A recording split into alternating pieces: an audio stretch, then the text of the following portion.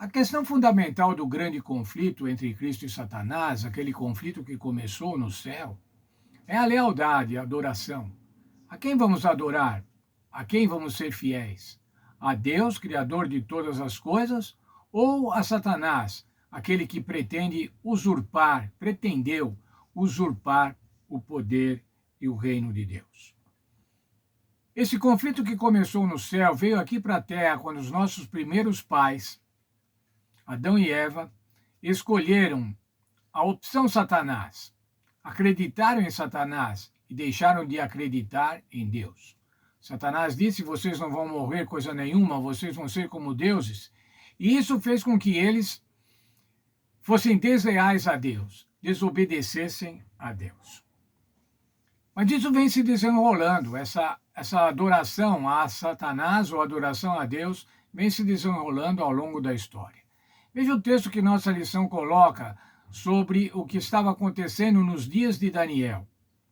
Adorar a besta e a sua imagem lembra Daniel 3, onde Sadraque, Mesaque e Abednego receberam ordens para se curvarem diante da imagem dourada.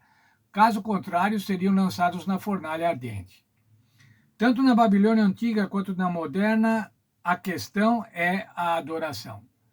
Sempre, irmãos, a questão permanente, a questão recorrente na história dos seres humanos é a adoração. A verdadeira adoração brota de uma mente transformada pelos ensinos da palavra de Deus. Como estudamos, a única salvaguarda para não sermos enganados pelos sinais e pelas astúcias de Satanás, é nos fiarmos totalmente na palavra de Deus. Então não seguiremos os padrões do mundo, mas conforme a vontade de Deus que está na palavra. Essa é a nossa única segurança. Quero salientar, irmãos, nossa única segurança é a palavra de Deus. A palavra que nos foi dada pelo Espírito Santo, foi preservada pelo Espírito Santo e a qual nós temos acesso pleno, total, especialmente em países democráticos, nós temos acesso total à palavra de Deus. Quais são os métodos de Satanás, irmãos? Os métodos de Satanás para enganar. Satanás procura impor, obrigar que as pessoas o adorem, através da mentira, do engano, de sinais e maravilhas, através de autoridades eclesiásticas, através das forças do Estado, através de leis de constituição, leis civis que contrariam a lei de Deus. Como é que suportar, então, essas provas, essas perseguições perpetradas por Satanás de forma tão insistente, de forma tão concreta? Como enfrentar a besta do mar, a besta da terra, a imagem da besta, o dragão, o sinal da besta? Como não se curvar a esses poderes tão grandes? Veja um texto do Grande Conflito, da página 494.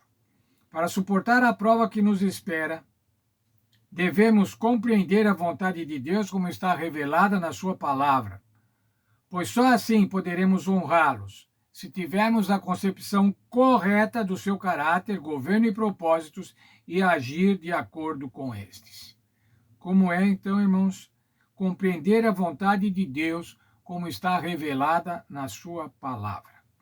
O texto de João 17:17, que é o verso áureo da nossa lição, o verso para memorizar: santifica-os na verdade, a tua palavra é a verdade. Outra versão diz assim: consagra-os na verdade, que é a tua palavra. A verdade é a palavra de Deus. Deus terá na terra um povo que se fundamentará na Bíblia e apenas na Bíblia, como norma de todas as doutrinas e base de todas as reformas. Nem a opinião de sábios, nem as deduções da ciência, nem os credos ou decisões de concílios eclesiásticos, tão numerosos e discordantes como são as igrejas que representam, nem a voz da maioria, nada disso deve ser considerado como evidência em favor ou contra qualquer ponto de fé religiosa. Qualquer ponto de doutrina, irmãos, deve ser avaliado pela Bíblia Sagrada e somente pela Bíblia Sagrada. não pela opinião de teólogos, não pela opinião de pastores, de líderes, de padres, de bispo, de papa, mas deve ser avaliada pela Bíblia Sagrada. A única garantia para não ser enganado.